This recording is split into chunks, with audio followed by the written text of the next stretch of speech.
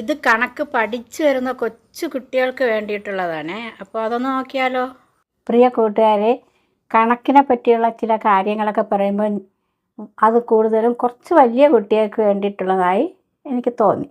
അപ്പോൾ നമുക്കിന്ന് കുട്ടികൾക്ക്, കുറച്ച് ചെറിയ കുട്ടികൾക്കും കൂടി മനസ്സിലാവുന്ന തരത്തിലുള്ള ചില കണക്കുകളെ പറ്റി നമുക്ക് ഒന്ന് ചർച്ച ചെയ്താലോ? അപ്പോൾ ചെറിയ കുട്ടികൾക്ക് വേണ്ടിയിട്ടുള്ള കണക്കാണ്.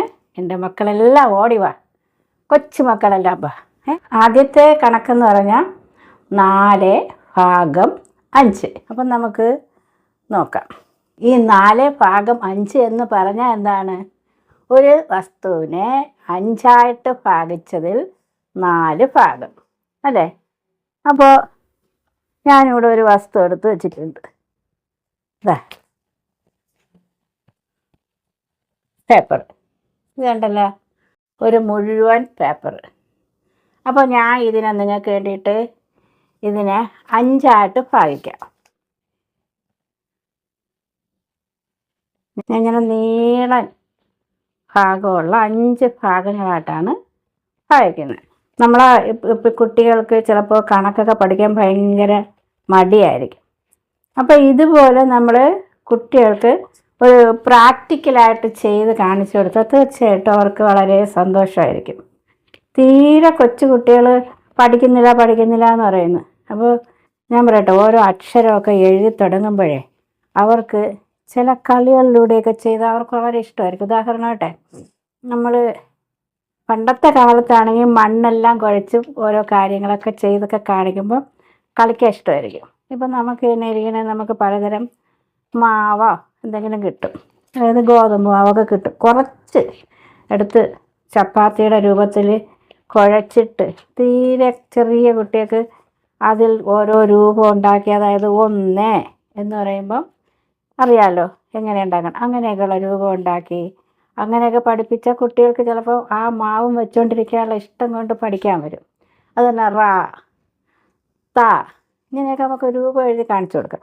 അതുപോലെ ഞാനിന്ന് കുറച്ച് ഒരു പേപ്പർ എടുത്തു, അതിനെ 5, 1, 2, 3, 4, 5 ഭാഗങ്ങളായിട്ട് മുറിച്ച് വെച്ചു.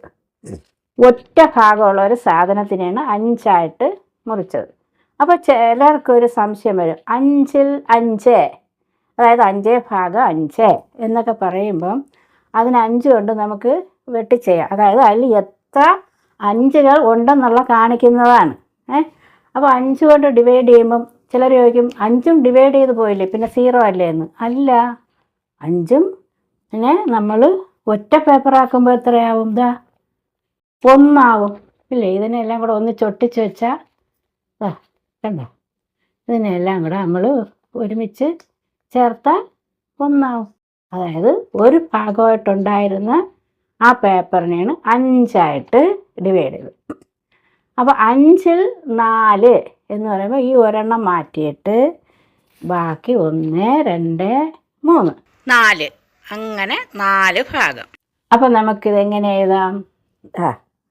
4/5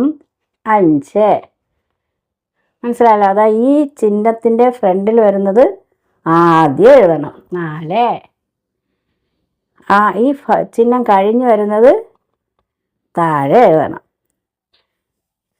മനസ്സിലായല്ലോ? 5 ഭാഗങ്ങളായിട്ട് ഭാഗിച്ചതിൽ 4 ഭാഗം, അതാണ് 4/5 എന്ന് പറയുന്നത്. 4/5 എന്ന് പറയുന്നത് 5/4. ഇവിടെ കുട്ടിക്ക് ഒരു സംശയം വരും. നേരത്തെ 4ഉം 5ഉം ആണ് ഉണ്ടായിരുന്നത്, ഇവിടെയും 4ഉം 5ഉം ആണ്. ഇവിടെ ഒരു വ്യത്യാസമുണ്ട്. 5/4 എന്ന് പറയുമ്പം നമ്മൾ 5 ആദ്യം അംശത്തിൽ വരും, /4. അപ്പോൾ ഒരു വസ്തുവിനെ 4ആയിട്ട് ഭാഗിച്ചതിൽ 5 എന്ന് പറഞ്ഞാൽ എന്താണ്?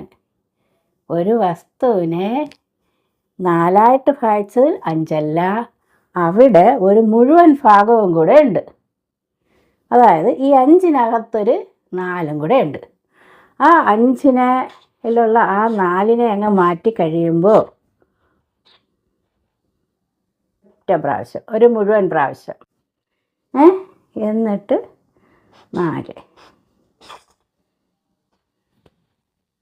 അതായത് 5/4 എന്ന് പറയുന്നത് വിഷമഭിന്നം എന്ന് പറയും. ഇത് 1 4 1, അതായത് ഒരു മുഴുവൻ ഭാഗവും 4 ഭാഗവും, 4ആയിട്ട് ഭാഗിച്ചതിൽ ഒരു ഭാഗവും. ഇതാ വേണ്ടല്ലോ, ഒരു മുഴുവൻ ഭാഗം, ഒരു മുഴുവൻ ഭാഗവും. പിന്നെ ആ മുഴുവൻ ഭാഗത്തിനതാ 1 2 3 4, 4ആയിട്ട് ഭാഗിച്ചിട്ട് അതിലൊരു ഭാഗം.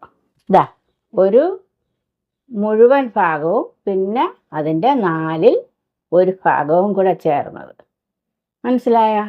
അപ്പോൾ എൻ്റെ കൂട്ടുകാർക്ക് മനസ്സിലായല്ലോ. 5/4 എന്ന് വെച്ചാൽ 5 മുകളിലും 4 താഴെയും വരും.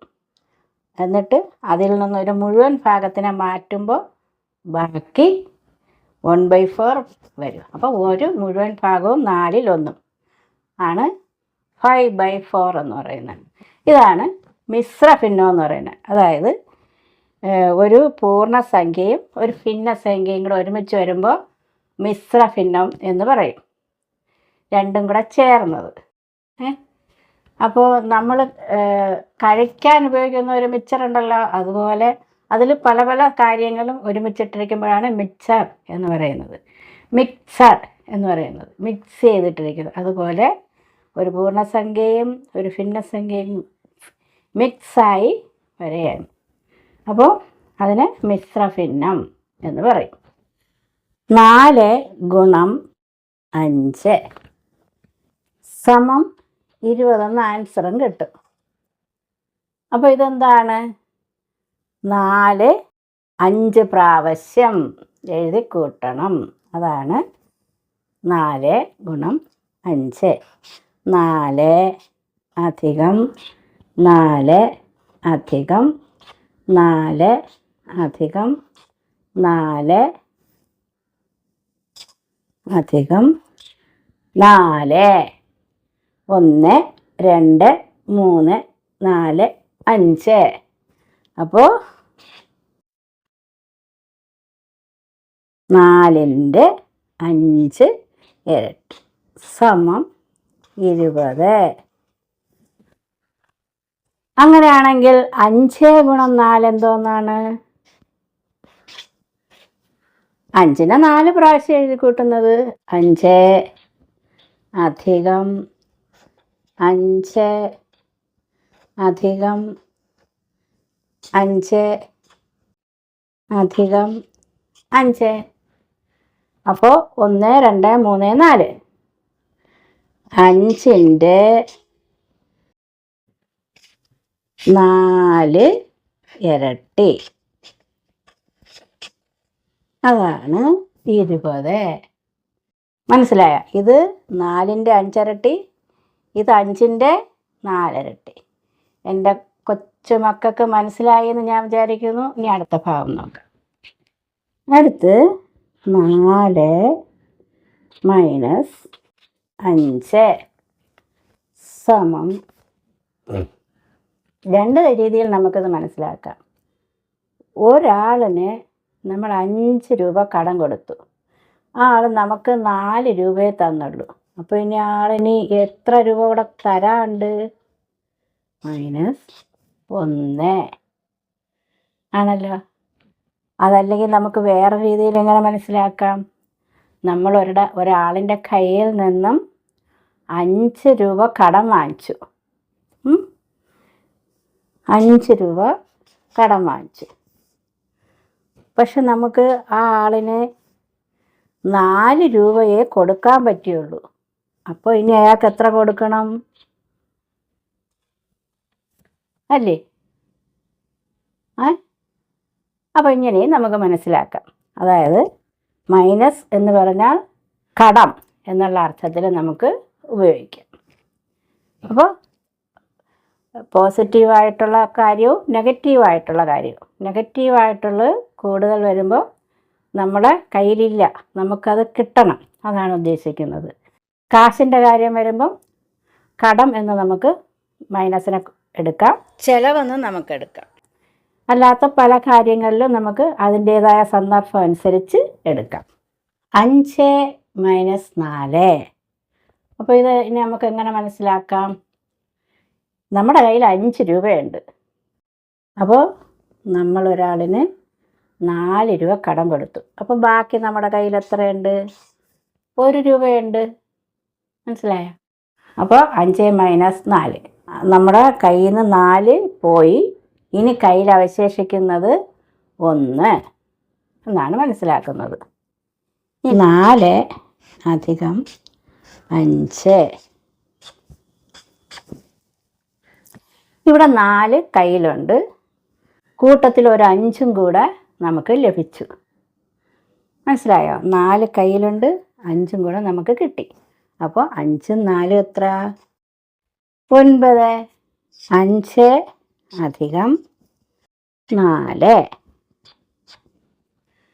അപ്പോൾ 5 നമ്മുടെ കയ്യിലുണ്ട്, 4ഉം കൂടെ കിട്ടി. അപ്പോൾ എത്രയായി? 9. അപ്പോൾ മനസ്സിലായല്ലോ. നിങ്ങളുടെ വേണ്ടപ്പെട്ടവർക്ക് ഇത് കൊള്ളാം, പറഞ്ഞു കൊടുക്കാം, നല്ലതാണെന്ന് തോന്നിയാൽ ഷെയർ ചെയ്ത് കൊടുക്കാം. അപ്പോൾ ഇനിയും ഈ കണക്കുകൾ കാണണമെന്നുണ്ടെങ്കിൽ തീർച്ചയായിട്ടും മറന്നു പോകാതെ ഫോളോ ചെയ്യുക. നിങ്ങൾ യൂട്യൂബ് വഴിയാണ് കാണുന്നതെങ്കിൽ സബ്സ്ക്രൈബ് ചെയ്യുക.